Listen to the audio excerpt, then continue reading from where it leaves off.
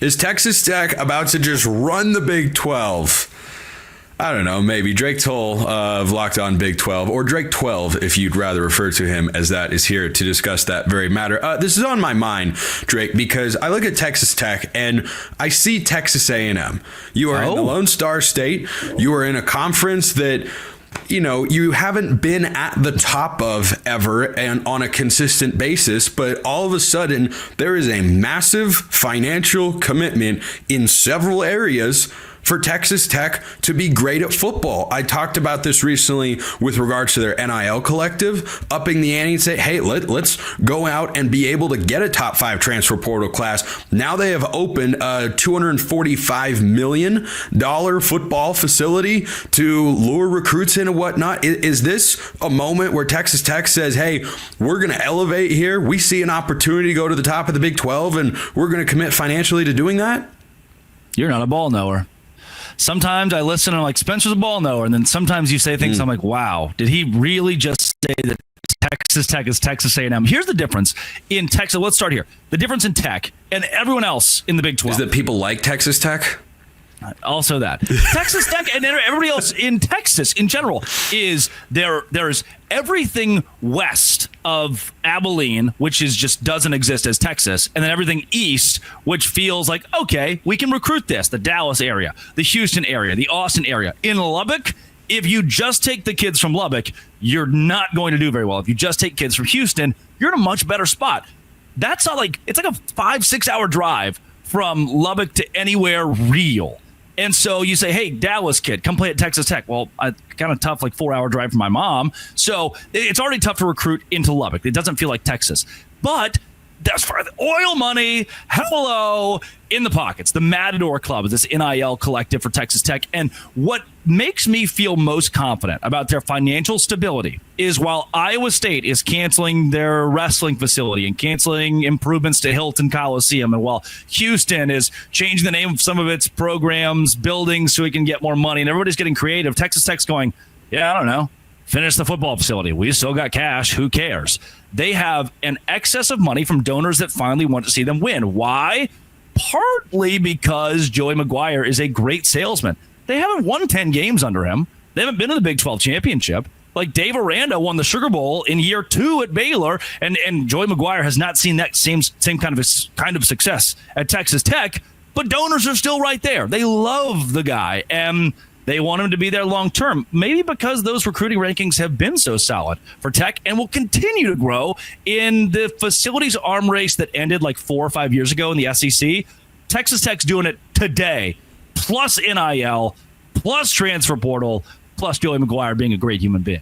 Well, that's why I make the Texas A&M comparison, is how long has Texas A&M had maximum financial and donor commitment to being a great program, but they haven't actually been there. Yeah. They haven't gone to that level. Texas A&M hasn't been to an SEC championship game.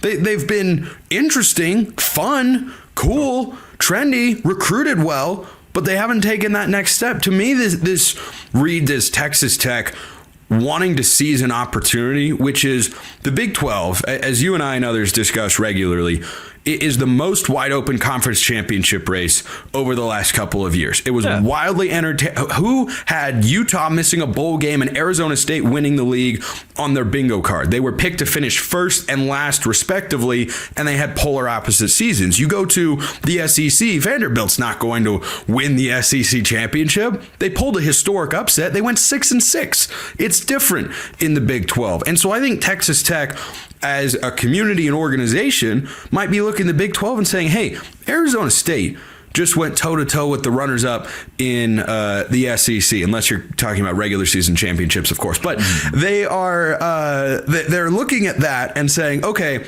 if we are willing to spend, why can't we be close to where those SEC teams are? Because things are evening out with the transfer portal and NIL. And no one else in the Big 12. Is there another school in the Big 12 that is spending at this level, that is saying, hey, we are going all in to this degree?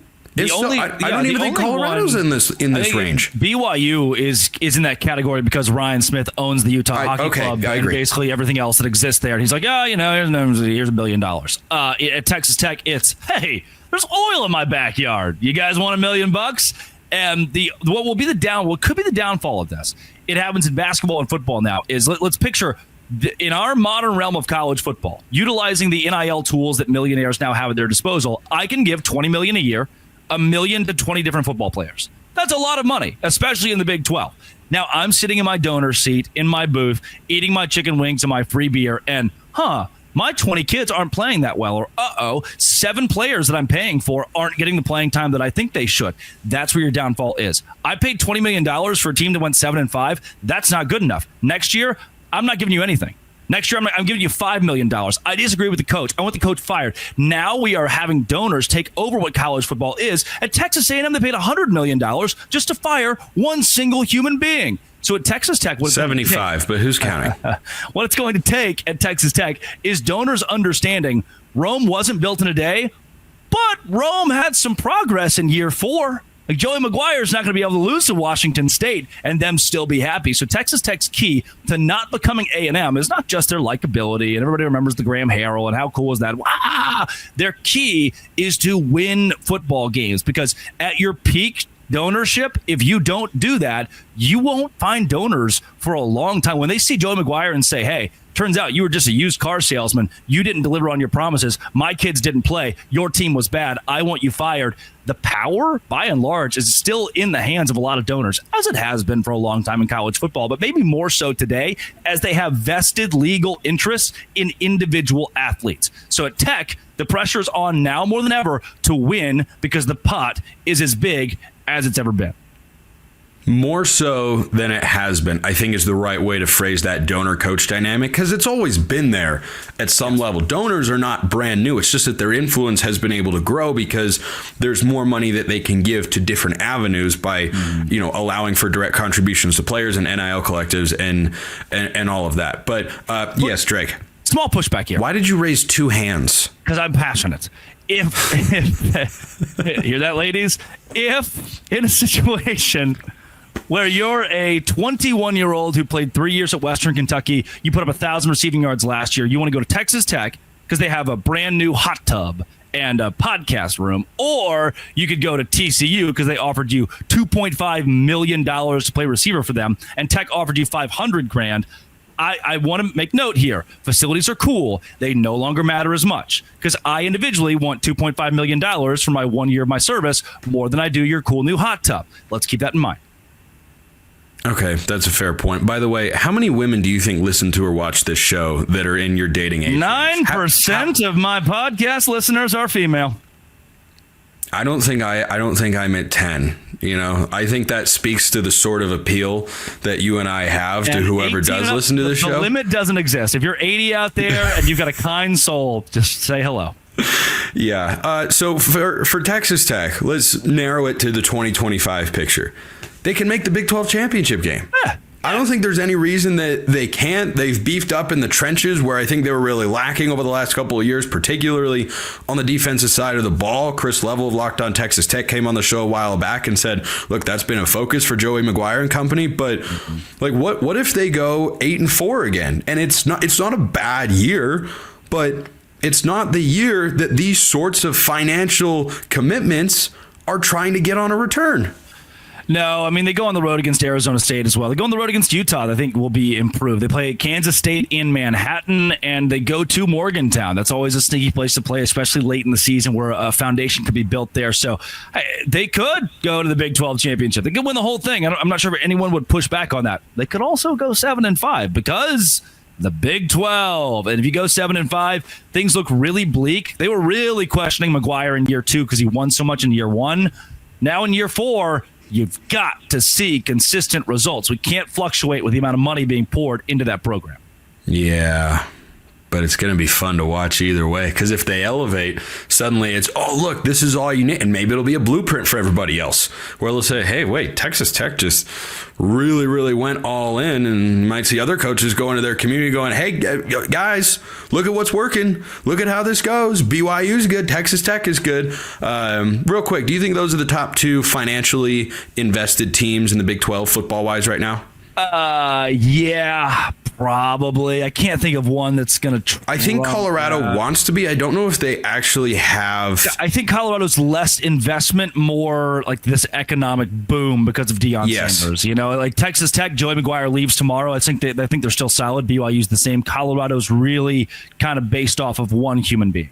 Yes, I agree with that. Look at that. We agreed on something. The last time we agreed on something in the Big 12, it went right. We had great Big 12 championship picks. Drake 12. Everybody, that's it for today. Appreciate everyone listening. I will see you next time. And until then, hope you have a wonderful rest of your day.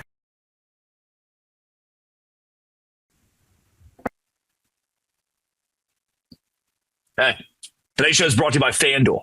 Why? Because of course it is. FanDuel is exactly where I go during the NBA or college basketball season. I've been in Miami the entire weekend, and the Heat were playing. I want to throw some money on the Heat versus the Spurs. With FanDuel, you can place live bets throughout the game. Even if you miss the opening tip-off or want to bet the fourth quarter comeback, you can. If you're looking for a great payout, you can even combine your live bets into a same-game parlay. I love the live betting feature because it's the fourth quarter and my favorite team's down by 5, and I just know they're going to come back. I can still put a wager on the game with FanDuel. Right now, new FanDuel customers can get $150 in bonus bets if your first $5 bet wins. Visit FanDuel.com to join today. That's FanDuel.com for your shot at $150 in bonus bets. Make every moment more with FanDuel, the official sports betting partner of the NBA.